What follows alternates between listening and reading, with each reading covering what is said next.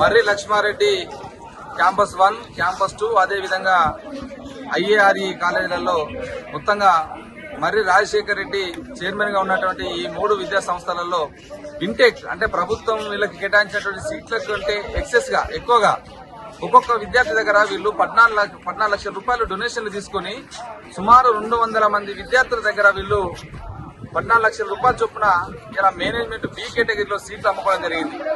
ఒకవైపు ఉన్నత విద్యా మండలి క్లియర్ గా ఇన్స్ట్రక్షన్స్ ఇస్తుంది. బి కేటగిరీ నోటిఫికేషన్ ఇచ్చిన తర్వాతనే అది మెరిట్ ప్రకారం పేరెంట్స్ కి స్టూడెంట్స్ కి బి కేటగిరీ ఫామ్ ఇచ్చి వాళ్ళు అప్లై చేసుకున్న తర్వాత మెరిట్ ప్రకారం లిస్టు పెట్టాల్సినటువంటి బి కేటగిరీ సీట్లను ఇలా 14 లక్షల రూపాయలు ఒక్కొక్క సీటుకు 16 లక్షల వరకు ఇలా ఈ కళాశాలలో 3 కళాశాలలో అంటే వీళ్ళకు ఉన్నటువంటి సీట్ల కంటే అధికంగా ఇంకా మాకు సీట్లు యాడ్ అయితే అనేటువంటి ఉద్దేశంతో ఇలా 200 మంది విద్యార్థుల దగ్గర ఒక్కొక్క విద్యార్థి దగ్గర 14 లక్షలు తీసుకోవడం జరిగింది. ఇలా తీసుకుని ఇలా వాళ్ళకి సీట్లు పెరగకపోయేసరికి ఇలా విద్యార్థులకు తల్లిదండ్రులకు ఫోన్లు చేసి మీరు మీ డబ్బులు వాపసు తీసుకొని పోండి, లేదంటే మేము చేర్పించినటువంటి ఏదైనా ప్రైవేట్ యూనివర్సిటీలో చేర్పిస్తాము, ఆ కాలేజీలో చేరండి అనేటువంటి రీతిగా వ్యవహరిస్తా ఉన్నారు. మరి ఒకవైపు ఇల్లీగల్ గా మీరు చట్ట వ్యతిరేకంగా ఇలా ఉన్నత విద్యా మండలి నిబంధనలకు వ్యతిరేకంగా బీ కేటగిరీ నోటిఫికేషన్ ఇవ్వకుండానే మీరు ఇలా నోటిఫికేషన్ ఇవ్వకుండా ముందే ఎంసెట్ అయిపోగానే మీరు ఇలా ఉన్న సీట్లన్నీ అమ్ముకున్నారు. ఇలా డొనేషన్లు తీసుకోవడం చట్ట వ్యతిరేకం అయినా కూడా ఇలా లక్షల రూపాయల డొనేషన్లు దండుకొని మర్రి రాజశేఖర రెడ్డి ఇలా విద్యార్థులకు సమాధానం చెప్పకుండా విద్యార్థులకు న్యాయం చేయకుండా ఇలా తప్పించుకొని తిరుగుతా ఉన్నాడు.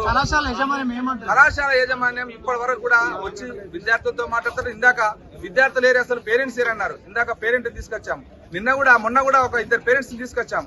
తీసుకొస్తే ఏమన్నారు, వాళ్ళకి ఫోన్లు చేసి మీరు అనవసరంగా విద్యార్థి సంఘాలను ఆశ్రయిస్తే మీకు సీటు కూడా ఇవ్వమని బెదిరించారు. మరి వాళ్ళకైనా సీట్ ఇచ్చారంటే ఇప్పటి వరకు ఎలాంటి క్లారిటీ లేదు.